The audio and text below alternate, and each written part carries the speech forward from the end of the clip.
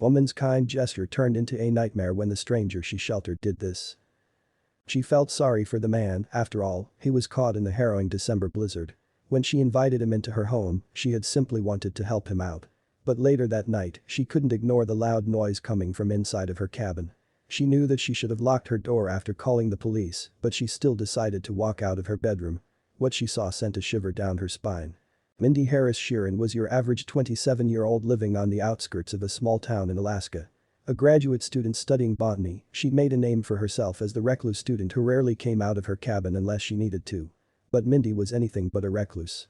A native of Miami, Florida, she just wasn't used to the frigid Alaskan weather that was fierce in December. That night would show her that there were more things to fear than the weather. Mindy moved to Alaska as part of her research on native North American plant life. She was compiling data for her paper and thought it would be best to get everything straight from the source. She spent 5 months in the state before the environment got to her. At first, she found the blizzards and freezing temperatures endearing. But as the months passed and she began missing home, everything seemed to rub her the wrong way. Well, that was until she met him. She'd been drinking hot cocoa on her porch while reading the day's paper when she saw the older man shuffle across the street. It had snowed heavily throughout the day, and the snow was high. Yet the man pushed through it, seemingly lost in thought. Knowing a blizzard was already building up thanks to the day's weather report, Mindy decided to do something she'd never done since coming to Alaska. Mindy called out to the man, saying hi with a lift of her mug. When he waved back, she invited him into her home, insisting that he shouldn't be walking out in the terrible weather. The man, Klaus, was also new to the region. Although his interactions with Mindy would go well through the evening, what would happen later that night would be enough to induce nightmares for years. Mindy had only intended for Klaus to shelter from the blizzard through the evening. But now that night had taken the town and the storm was still raging on, she told him to settle in. Since her cabin only had one bedroom, she prepared a place for Klaus on the couch. The two talked for hours after dinner, with Klaus recounting his days as a military officer and Mindy telling him about her research. Although Mindy would retire to bed, the night would only be beginning for her. A loud bang wrenched her from her sleep a few hours after midnight. She shot upright, pulling her covers to her chest as she wondered what was happening. Jumping to her laptop, she checked her security cameras. She'd never thought they'd come in handy. Now here she was, staring at them as she prayed everything was alright. She cocked her head to the side as something moved on the front door camera. Mindy fumbled with the buttons and rewound the footage, seeing an elderly man hurry past the porch. Is that Klaus? Mindy wondered. Her heartbeat was picking pace. But then something even more chilling happened, prompting her to jump for her baseball bat. Klaus walked before the camera again, stopping and gazing right into the lens. He walked into the house, the next camera showing him running to Mindy's room. Mindy choked back a cry. She didn't know what was happening, but knew she had to lock her door and call the police. Was the man she'd helped before out to hurt her? Mindy lunged for her phone and called the police. She was still explaining everything to the telecommunicator when Klaus yelled from the other side of the door. His scream was the most painful thing Mindy had ever heard, and she knew the man must have been hurt. Checking her camera feed, she saw him crawling through the living room.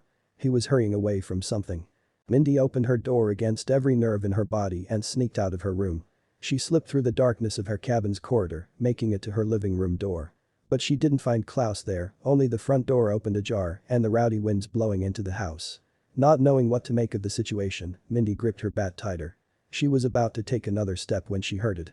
The growl was deep, reverberating through Mindy's body with a crippling command. She let out a cry as a dark figure came through the open door, snarling louder than the winds outside. Mindy froze in place as she realized what was in her living room. The creature had white fur, massive fangs, and claws as long as the knives in her kitchen. It roared, and she knew she'd never see the light of day again. The polar bear. Cold terror rushed through Mindy's body, flash freezing her veins before settling in the pits of her stomach. She was about to scream when Klaus charged back into the room, spraying an orange canister into the bear's snout.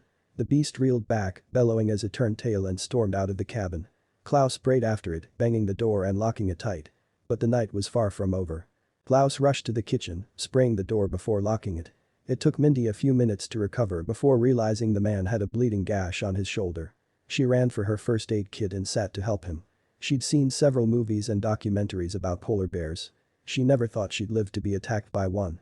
As she dressed Klaus's wound, he explained everything to her. Klaus revealed that he was part of Alaska's Wildlife Service. He was in town tracking a polar bear that the locals had reported before the blizzard forced him to take a break. What were the chances that the same beast snuck into Mindy's kitchen and woke him up? He'd lured it out of the house before it mauled his shoulder, almost killing him. The police soon came, and although the wildlife service would catch the bear, the incident would be forever etched in Mindy's brain. She'd need to acquaint herself with the Alaskan wild before venturing back out there. Mindy began extensive research about bears in the region. Even though she was a biologist, her study had never sent her down this path. It was time that changed. The more she uncovered, the more scared and calm she got. Although terrifying at some junctures, her findings were eye-opening and entertaining. She found herself relaxing when she truly understood how each bear species operates. There are 8 bear species globally, 3 native to North America. These are fuzzy and cuddly at first sight, with the thickest build anyone can wish for. But they will tear you into shreds in mere seconds, especially when agitated. But some, like the polar bear, which Mindy encountered, will throw down even without being provoked. Polar bears are unique to the Arctic Circle, but can be found wandering south toward the wilds of Alaska. Their numbers are dwindling, mainly owing to global warming destroying their habitats. Bears live on the ice caps up north, but with the constant temperature rise, these habitats are melting, resulting in them losing their home. Their number is currently between 20 and 31,000 worldwide, a genuine far cry from how many they were before the Industrial Revolution and the onset of global warming. Most polar bears are migrating south to escape the rising ocean levels in the cold north. It is no surprise that Mindy and Klaus found one lurking inside the house. Common knowledge among the community members where Mindy lives is that black and brown bears, the other 2 species of North American native bears, can be dealt with if one is knowledgeable enough. For black bears, don't try to play dead. You will be delivering them a free win. Flee to a secure place. If that's not an option, fight. Focus your kicks and blows on the animal's muzzle and face. This is different for brown bears. Brown bears, also known as grizzlies, are usually bigger than black and polar bears. But their size does not mean they are not faster great climbers and swimmers.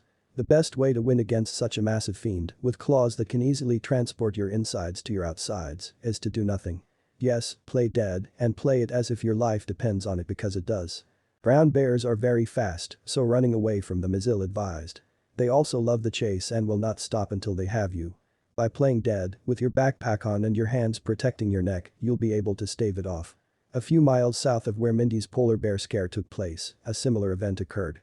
But this one involved a grizzly and a very unlucky mountain biker. The average speed for a mountain biker is 10 miles per hour. A grizzly bear can run 5 times faster than this when highly motivated. The cyclist in this story was a tourist looking to take in the forest sights in the wee hours of the morning before joining his friends for breakfast. What he found in the woods was enough to give him many sleepless nights. Pierre had been cycling for more than a decade before he found himself racing for his life in that forest. A professional biker across numerous biking sports, he loved cross-country biking. But as he and his friends were visiting the wild, remote corners of Alaska, they packed mountain bikes, ready to see what the great outdoors offered. The morning of the incident was a different one for Pierre. Most of his friends insisted on taking their bicycle ride after breakfast. Given that Pierre had formed a habit of going out to ride before breakfast, he bade them goodbye and cycled off. He had no idea what awaited him in the green Alaskan forest. 30 minutes into his ride, Pierre decided to take a slight breather and enjoy the rolling green hills and the vista ahead. He took off his helmet and stepped off his pedal. The sun was already up and the air was fresh. Pierre closed his eyes to enjoy the mellowing quiet around him. But what his ears caught made him jump back on his bike. The roar was ground-shaking, gripping through Pierre with a ferocity he never thought possible. His first instinct was to jump back on his bike and begin pedaling. Without a wasted thought, Pierre flew back on the path he had been taking before stopping. Glancing back as he pedaled, he saw a massive brown bear barreling toward him, inching closer by the second. Knowing how fast brown bears were, it was only a matter of time before the big ball of fuzz and ferociousness caught up to him. He leaned forward on his bike, tightening his fingers around the grip as he raced down the dirt path. The bear continued coming after him, the gap between them reducing. And if that wasn't bad enough, the worst happened. A large felled tree trunk appeared before Pierre. One look at it and he knew he couldn't jump over it. Stopping would mean the bear would have a field day with him. Knowing he couldn't jump the felled tree, Pierre braked before it, hoping to pick up his bike and hop back on. But it was too late. The bear had caught on to him. But as it pounced, a gunshot rang, startling the creature. Pierre took that as a sign and ran toward the sound of the gun. The bear didn't pursue as more gunshots sounded. The hunters who had saved Pierre took him to their safety, getting him home without a scratch. If only he lay down and pretended to be dead in the first place.